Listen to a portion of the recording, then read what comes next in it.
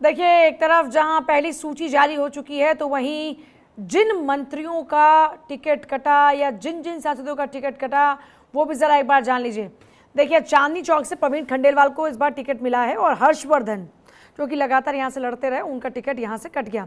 प्रवेश वर्मा को पश्चिमी दिल्ली से टिकट मिलने की ख्वाहिश थी, उनकी उम्मीद थी, लेकिन वो ख्वाहिश उनकी रह गई ऐसी अधूरी और टिकट मिल गया इधर कमलजीत को। रामवीर बिधूड़ी टिकट मिला दक्षिण दिल्ली से। रमेश बिधूड़ी का टिकट कट गया दक्षिण दिल्ली में। आपको याद होगा रमेश बिधूड़ी अपनी संसद में उस बयानबाजी को लेकर खूब चर्चा में रहे थे। साध्वी प्रज्ञा का भोपाल से टिकट कट गया, टिकट मिल गया आलोक शर्मा को। तो इस बार साध्वी प्रज्ञा का भी टिकट कटा। आलोक शर्मा को भोपाल से टिकट मिला है इस बार।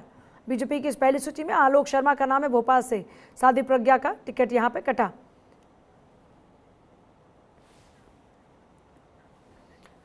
तो देखिए, 4 मंत्रियों के टिकट इस बार कटे हैं और उनमें नाम किस किस का वो आपने देख लिया।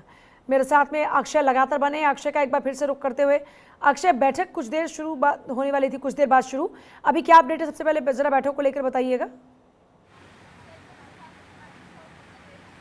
देखिए, बैठक शुरू होने वाली है और बैठक के लिए गृह मंत्री अमित शाह, राजनाथ सिंह और प्रधानमंत्री नरेंद्र मोदी खुद पहुंच चुके हैं। तो बैठक अब कभी भी शुरू की जा सकती है। प्रधानमंत्री नरेंद्र मोदी का स्वागत वहां पर किया गया है और बड़ी बैठक है। निश्चित रूप से कह सकते हैं कि लोकसभा चुनाव से पहले जिस तरह से बीजेपी एक विज़न के साथ किस तरह से आगे बढ़ेगी उसको लेकर के चर्चा की जानी है। रोड मैप तैयार किया जाना है। प्रधानमंत्री ने जिस तरह से रिपोर्ट कार्ड सभी मंत्रियों से मांगी थी, मंत्रिपरिषद के सहयोगी से मांगी थी, वो उनको मिल चुकी है। 10 दिन पहले ये रिपोर्ट मांगी गई थी, उस पर भी चर्चा की जा सकती है। किस तरह से 2047 के विज़न को लेकर के किस तरह से आगे बढ़ना है उसको भी चर्चा की जानी है। 5 साल किस तरह से आने वाले समय में मोदी सरकार काम करने वाली है और किस तरह से सहयोगियों ने साथ दिया उनका पिछले 10 सालों में, उस पर भी धन्यवाद निश्चित रूप से प्रधानमंत्री नरेंद्र मोदी सभी मंत्रियों का करने वाले हैं।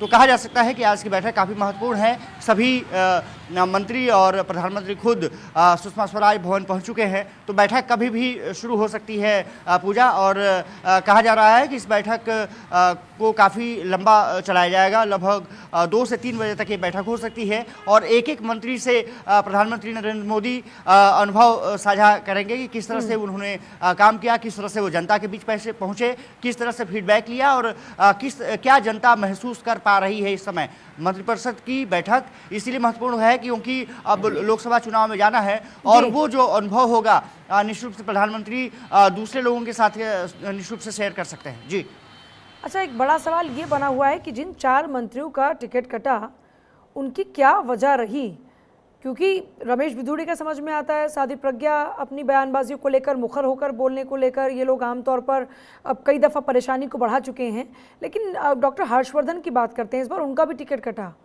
उसको लेकर कोई अभी तक जानकारी मिली क्या?